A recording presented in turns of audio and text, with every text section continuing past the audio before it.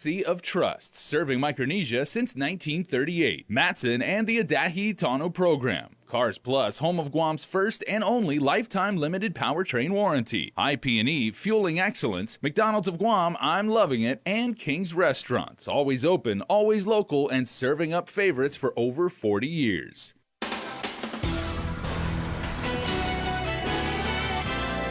Starting now on Primetime, a clinic in Manilao has confirmed 2 new persons under investigation for coronavirus. Chris Barnett has that story. Plus, with the World Health Organization upping its assessment of the COVID-19 outbreak to pandemic status, how is Guam preparing? And thermal scanning has been launched at the Guam International Airport. Hafa friends, and good evening. If you're joining us all over the world on Facebook Live or watching us on KUAM TV8, we thank you so much for tuning in tonight. I'm Jason Salas. And now that public health has the ability to conduct testing for coronavirus results, they've been returned in less than 24 hours for the 2 persons under investigation, and they are negative for COVID-19. The first such person, who was from the Guam Regional Medical City, who was then transported to Guam Memorial Hospital in Tamuning. The second person was a patient who was placed on home isolation. Governor's Press Secretary Crystal Paco San Agustin says experts at Public Health's lab understood the urgency and importance of this capability and worked overtime through the night to complete the validation process. For the time being, as we reported last night, patients will be moved out of the skilled nursing unit in Barrigada Heights.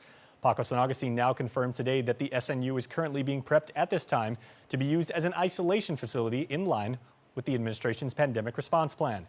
She also tells us patients there are being moved to the nearby Home Care St. Dominic's Senior Home Facility and to GMH in Tamuning. Well, a Manilao clinic does confirm 2 new persons under investigation for coronavirus, as staff at the clinic confirmed with KUAM News that an elderly couple was tested for the virus this morning. Chris Barnett explains in this story.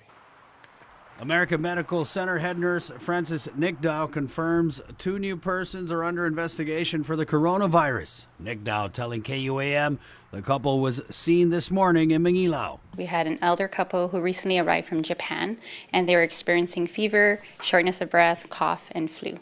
The clinic follows Centers for Disease Control guidelines for determining if a person should be tested for the coronavirus. That process involves asking patients several questions. What symptoms are they having, whether it's a cough, cold, flu, fever? And the second question is any recent travel to Japan, Korea. We also have China, Italy, the Philippines, California. And then the third one is, or have you come close in contact with anyone who has traveled and is not feeling well or experiencing the same symptoms? And so both of these patients met all those criteria? Yes. Nick Dow said the clinic followed GovGuam protocols and contacted the Department of Public Health and Social Services. The patients were also given a flu test. They both tested negative for the flu. Nick Dow said Public Health decides if patients will be tested for the coronavirus, and in this case, DPHSS made the call for the clinic to gather samples from the elderly couple, which they later picked up for testing. The patients presented to the clinic about 7:30, 7:45. Public Health was notified at 8, and I want to say they arrived at 10:30, 10:45. Nick Dow saying test results would be ready in 48 hours, and if those test results come back positive for the coronavirus, if it's a positive coronavirus, Public Health will be notified, and then they take action from there. in the meantime, Nick Dow said the couple was sent home with some doctor's orders. We tell the patients to self-quarantine at home for now. We give them patient education, why they need to stay at home, what they need to do. They wait for further guidance. They give us all contact numbers that we can reach them at, make sure we have their physical address of where they're staying, and we ask other questions such as if there's anyone else in the household or where they live, in what kind of area, if it's a home or a housing area where there's a lot of people, if they're by the schools. Adelup spokeswoman Crystal Paco confirms the couple is now on home isolation. For Guam's News Network, Chris Barnett reports. Also tonight, 100% thermal screening of all arriving and departing passengers has now been launched at the Guam International Airport. The agency has set up shooting stations, as they call it, as well as secondary screening areas in case there's a need for further evaluation. Nestor Locanto has our next story. Next. Okay, thank you. 4 thermal cameras have been deployed, operated by public health certified nurse assistants to screen arrivals as they enter the customs area and for departing passengers here in the terminal lobby as they head upstairs to the TSA screening checkpoint. To be clear, says Airport Deputy Executive Manager John Kinata, the scanners do not detect the coronavirus.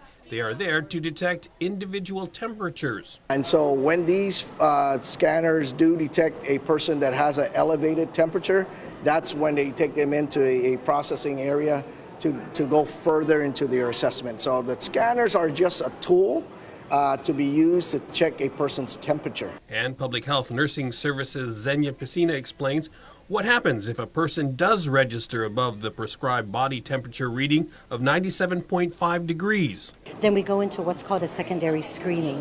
And the secondary screening is in the back room where we have registered nurses there who do an in-depth assessment. And if the in-depth assessment rises to the potential for a person under investigation, the established protocol calls for the RNs to contact the territorial epidemiologist who will make the final call. They have the authority to deny a person from leaving. They have the authority also to quarantine that individual for an extended amount of period of time. The scanning will be done around the clock. The airport says it currently is averaging about 24 flights per day, which translates to some 3,600 arriving and departing passengers. For Guam's News Network, I'm Nestor Lecanto. And just mere hours after the World Health Organization upped its assessment of the coronavirus outbreak to pandemic status, President Donald Trump addressed the nation, issuing several new directives to prevent the further spread of the virus throughout the country.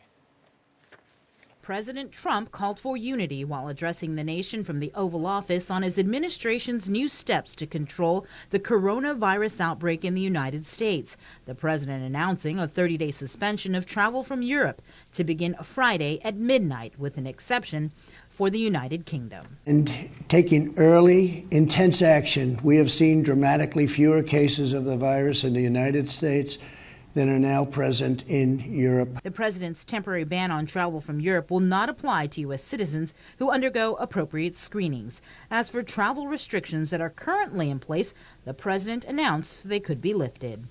At the same time, we are monitoring the situation in China and South Korea. And as their situation improves, we will reevaluate the restrictions and warnings that are currently in place for a possible early opening. President Trump, meanwhile, announced during his address that he asked Congress for an additional $50 billion in funding for small business loans, and says he will call on the IRS to delay the April 15th tax deadline for certain businesses and individuals. I will always put the well-being of America first. The president adding there is no nation more prepared and resilient than the United States. Reporting for Guam's News Network, I'm Sabrina Salas, Matsunani. All right, thanks so much, Sabrina. Back here at home, the Guam legislature was also working overtime to address the coronavirus pandemic, as last night they debated and this morning passed unanimously a piece of legislation by no fewer than the Speaker, giving the governor transfer authority for up to $1 million to cover virus-related needs. We just heard the president before we went into voting, and you know the WHO, the World Health Organization, has declared it this pandemic an emergency, and they are taking measures, strong measures, to help the community out, to help the citizens. And on our island, we have to step up to the plate to do the same. Speaker Barnes says lawmakers also had an early 2 a.m. telecom briefing with White House officials that included 8 different federal agencies, from the CDC to Health and Human Services and the Small Business Administration. The SBA administration talked about getting grants for those who are suffering, and all it needs is for our governor to write a letter to SBA, to, of course, the president, and ask to be added on, and ask to, I guess one of the prerequisites is to look for 5 small businesses that have suffered because of this pandemic. Along with an economic injury disaster declaration from the governor, that's all that's needed to get Guam included in a program that could provide grants and 30-year low-interest loans of up to $5 million. Barnes adds that the Department of Health and Human Services will spend some $500 million on N95 respirator masks to be distributed nationwide. The GFD reiterated its need for such protective equipment during session last night. For Guam's News Network, I'm Nestor Lecanto. From a consumer standpoint now, when it comes to hand sanitizer, disinfectant wipes, and rubbing alcohol, you may have noticed empty store shelves where those items usually are. The shortages are real. Once again, here's Chris. You know, everything from medicines, Tylenol, Advil, to disinfectant wipes, to detergent, different types of chemicals like bleach, like Lysol, paper towels, kind of alcohol is a big one. Obviously, the Purell disinfectant hand wipes are a big deal. So as soon as those things come in, they're moving pretty fast. Mike Benito of Payless Supermarkets talking about shortages, anxiety about COVID-19 driving island residents and people worldwide to buy up these items as quick as they can. Some stores putting limits in place. Benito saying Payless may be following suit. We haven't done it yet, but we're probably looking at it because, again, as we're getting weekly loads of this stuff coming in, but once it hits the shelf, you're getting a lot of people buying, kind of 8, 9, 10, 12 pieces as much as they can, so it's wiping it out pretty fast. So I think we're going to start implementing some type of limit. While Benito says stores are getting shipments on time, global demand is affecting how much of those shipments stores actually receive. We added to our orders. Some of that's being cut, unfortunately, because there's such a obviously worldwide demand now for some of that stuff. I don't know if there's any real reason to panic or anything like that. We're getting it weekly. It's coming in weekly. Benito stresses prevention and says Payless store displays will soon show ways to stay ahead of the spread of COVID-19. That includes a whole lot of hand washing. And with the shortages we're seeing around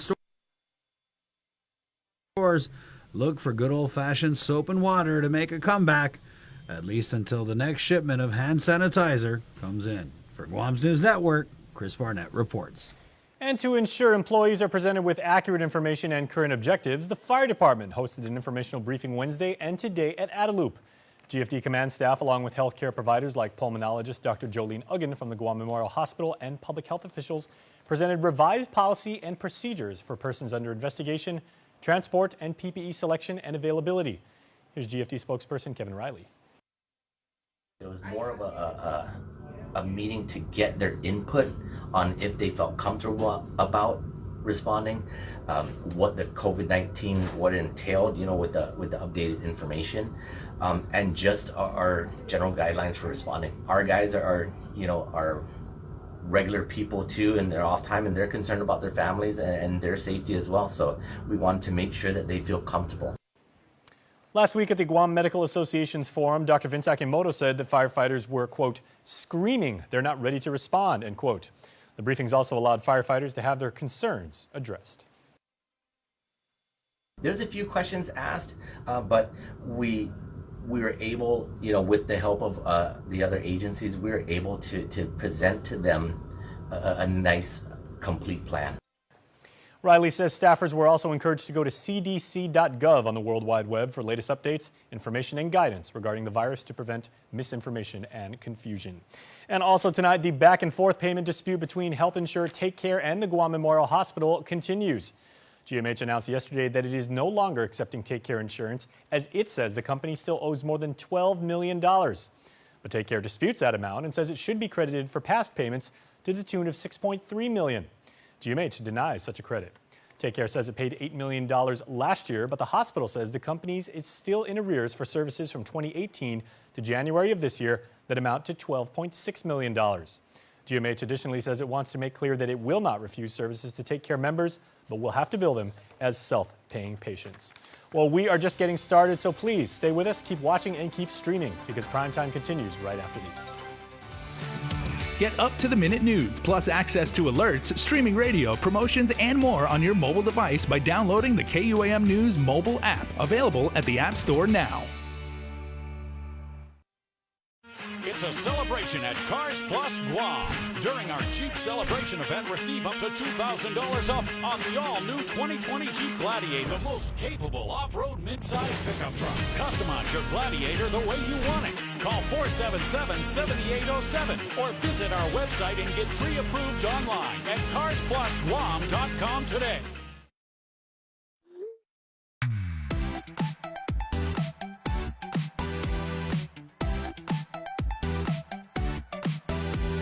Half the day, I'm in the club.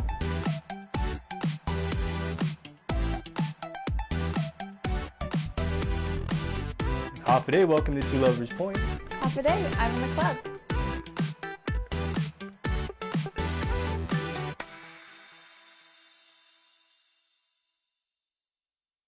The people of Guam once again have the power to shape our island's future for the good of the entire community. The 2020 Census of Guam is an island-wide population count. A snapshot of Guam that happens just once every 10 years. A census worker will ask you a number of questions. You'll be counted no matter what language you speak. Sensiguro na todo siya inipetmizo upang sikreto.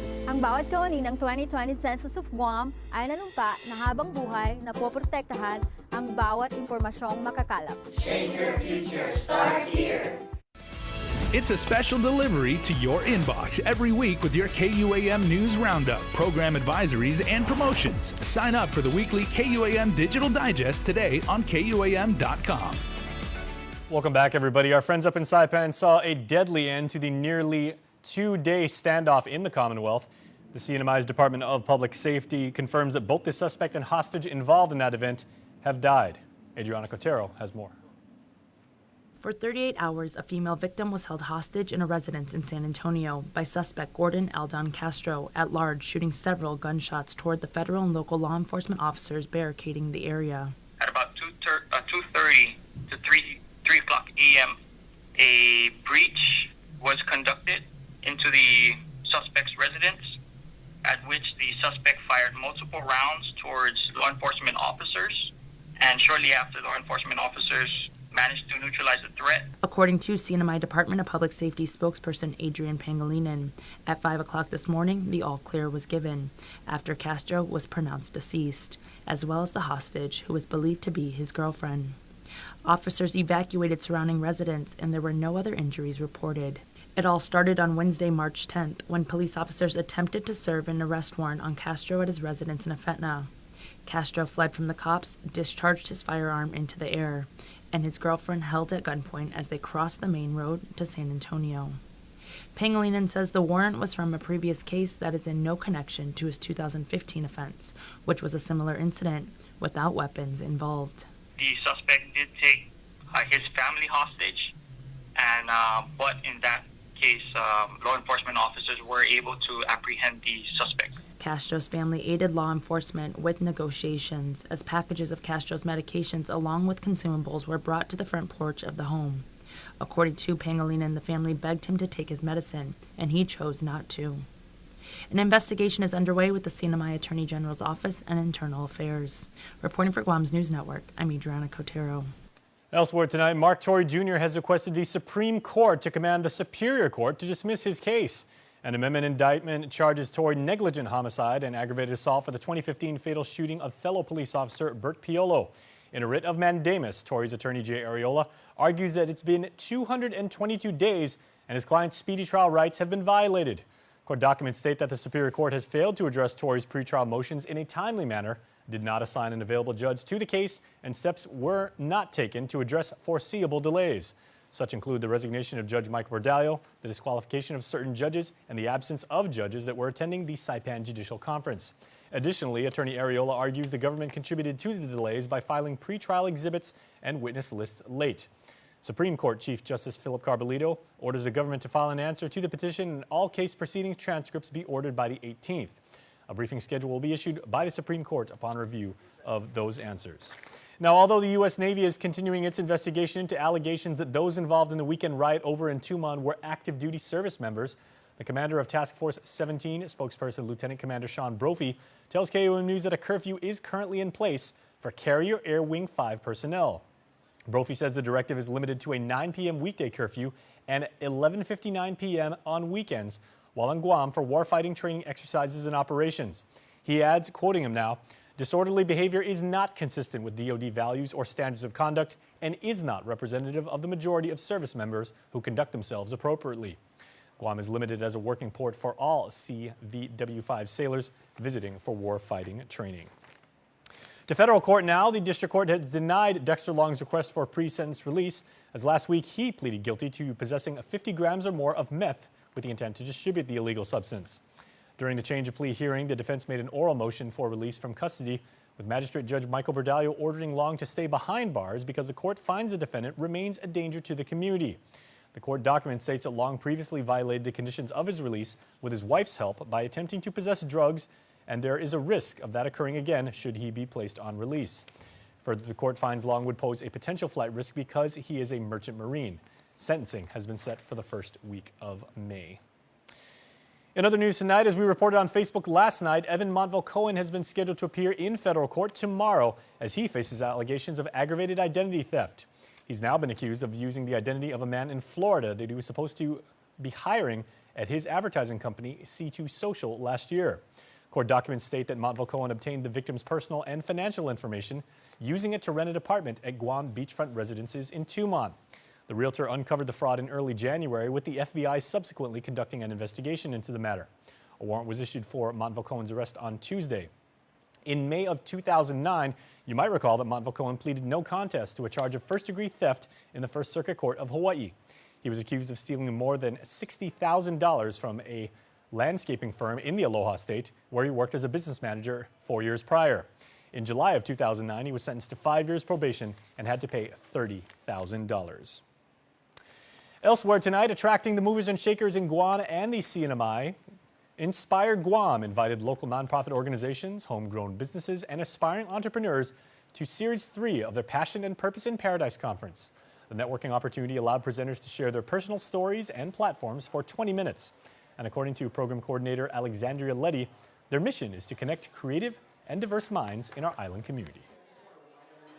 We just seem to be in a time where there's so many more entrepreneurs coming up, and we are trying to tie people, just bridge the connection between what their passion is and make it a lifestyle and make it their purpose. I think that the best way to do that is, one, we want corporations and established businesses, larger scale businesses, to understand that this is meaningful for everybody, that you want to be able to empower your employees to be entrepreneurs and to, as a small community on Guam, be able to work together from large scale businesses down all the way to people that just have ideas. Inspire Guam launched 2 years ago. In addition to the conferences, the organization holds community outreach projects, workshops, and beach cleanups.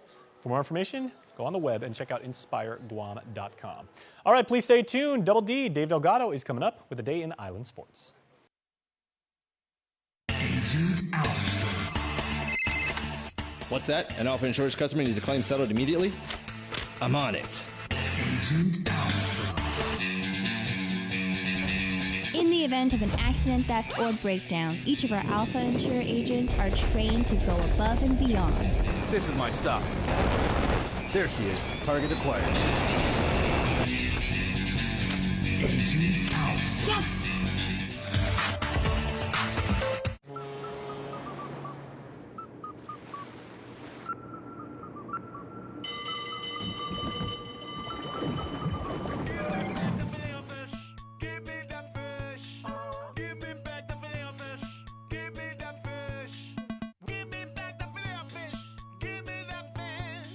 Try double filet sandwich for double the flavor. Just in time for Lent for a limited time. Served all day. Guam's auto appearance specialist, Elegant Reflections, has been providing the automotive industry with professional detailing and car care products at its highest quality, from complete detailing, full interior detailing, exterior detailing, headlamp restoration, hand washing, seat and carpet shampoo, engine degreasing, undercarriage cleaning, paint sealant, fabric protection, paint oxidation removal, and so much more. Visit us at our new location. Call 646-5555 for an appointment. Elegant Reflections, Guam's auto appearance specialist, over 20 years of experience.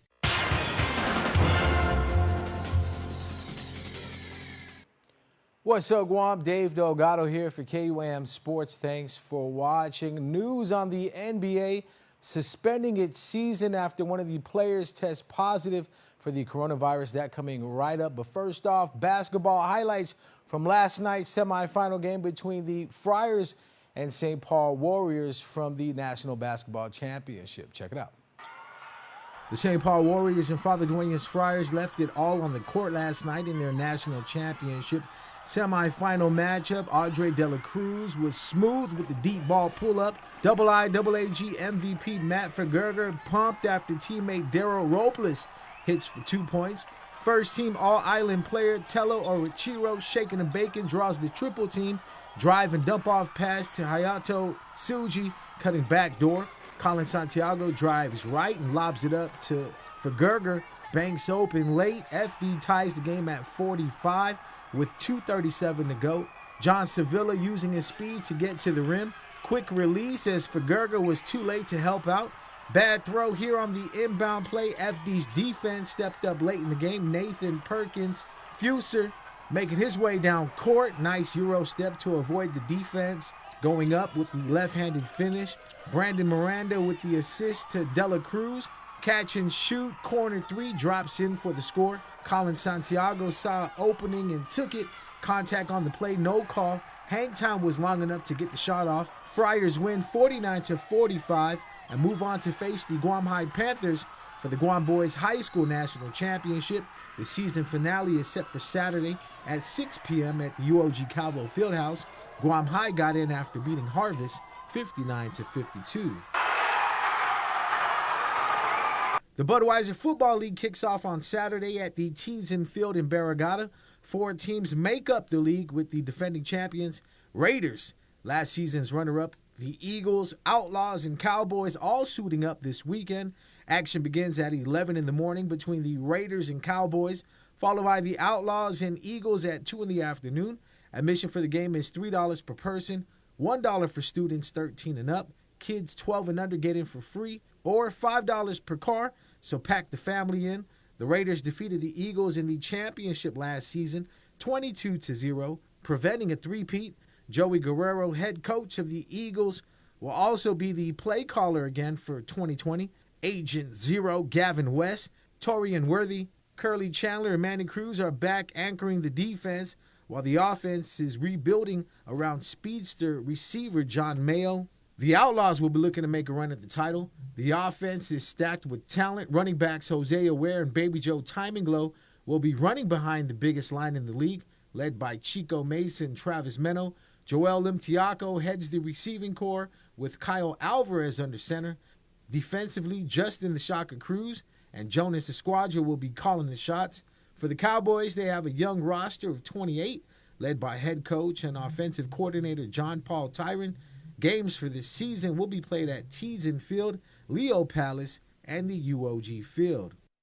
In national news, the NBA has announced the suspension of the season after Utah Jazz player Rudy Gobert tested positive for the coronavirus. The NCAA also announced fans will not be able to attend postseason tournaments. The Pelicans and Kings game was also canceled. Rudy Gobert was not in the arena for today's game against the Thunder. The game was canceled, and Jazz players are currently being quarantined in Oklahoma. As soon as they announced it, the entire stadium was like, boo! They were so mad. I think he's all right. I think it's just, I don't know, he's scared to play OKC. See, man, I hope that ain't the coronavirus. And I asked one of the deputy right there, he said that was, somebody was sick. I said, oh, man. It's completely understandable. The player safety is definitely utmost importance. I can't be upset over them canceling a game like that. I mean, this is a severe crisis.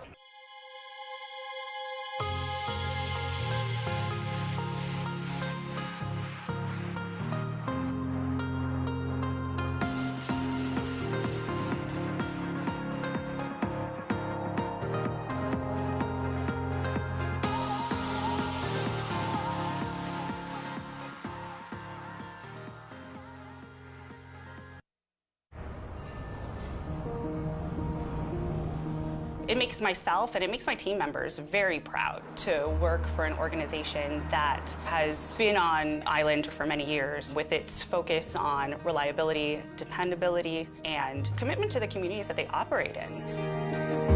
Matson's a great corporate citizen to the community. We all benefit from any sort of environmental commitment we make. One of the ways that we do that is with our Adahi Utano program. There's action behind it, and so action breeds commitment. With the Kaimana Hila coming to Guam, this brings a new age and modernization to the island. It's exciting for me because it's a brand new ship and we can carry more freight into the islands. It just shows growth for Guam and Micronesia. Matson would be nothing without its customers, and we hope to continue to serve you for decades to come. We are Guam, but what does it mean? The shape, symbolic of the proa's strength and innovation. It's the foundation of our character, our collective smile and open arms. The layers, representing values of the Chamorro. Respeto Zan Inafamalik, echoing through generations to come. This is the Guam brand. We are Guam.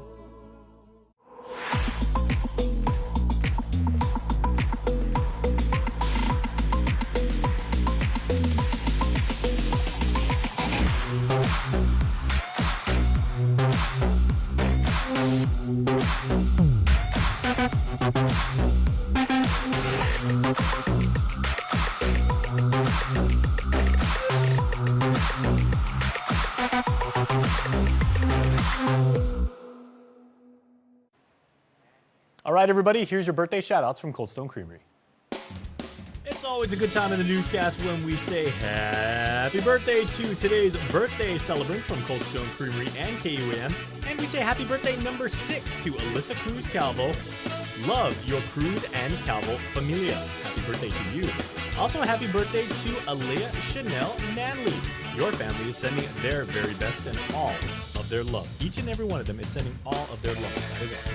And we've got a happy belated birthday wish. Born yesterday on March the 10th was Joven Rabagu. So Joven, your friends, family, classmates, little villagers, and all of us at KUM and Cold Stone Creamery are wishing you a very, very happy birthday. See you guys tomorrow. All right, everybody, that is our show. Thank you so much for watching. We'll see you tomorrow night. Closed captioning is brought to you by Green Energy Solutions, Inc. Visit GESIGuam.com or call 647-8111 for more details on how we can help your business save money.